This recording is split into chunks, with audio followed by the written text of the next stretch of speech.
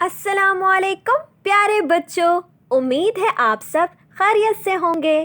بچوں، آج ہم آپ کی اردو کی درسی کتاب بلبل سے سبق نمبر 7 جوتے کا ڈبہ پڑھیں گے۔ جوتے کا ڈبہ۔ ایک شام نادرا اپنے بستر پر لیٹی کہانیوں کی کتاب پڑھ رہی تھی۔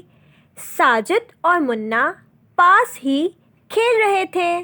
کمرے میں کھلونے بکھرے ہوئے تھے۔ اتنے میں اماں آ گئیں۔ یہ جوتے کا ڈبہ یہاں کیوں پڑا ہے؟ جاؤ ساجد، اسے پھینک آؤ۔ اماں بولی۔ نہیں اماں، ساجد نے کہا، جوتے کے ڈبے پر میں تصویریں بناؤں گا۔ میں تو اس سے کتابوں کا شیلف بنانے والی تھی، نادرا بولی۔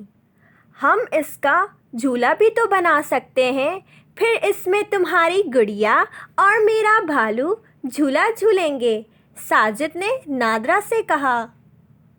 ٹھیک ہے، یا ہم اس سے گڑیا کا گھر بنا لیں گے، نادرا نے ڈبے کو الٹ پلٹ کر دیکھتے ہوئے کہا۔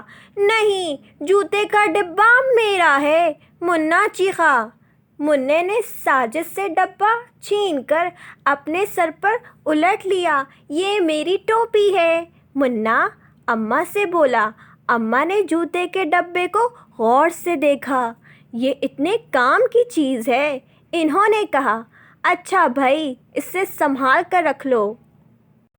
بچوں، آپ مجھے یہ بتائیں، ساجد جوتے کے ڈبے سے کیا بنانا چاہتا تھا؟ بچوں، اگر آپ کے پاس جوتے کا ڈبہ ہوتا تو آپ کیا بنانا چاہتے؟ امید کرتی ہوں یہ سبق پڑھ کر آپ کو بہت مزہ آیا ہوگا۔ اس سبق کو گھر میں پڑھیں، اپنا خیال رکھیں۔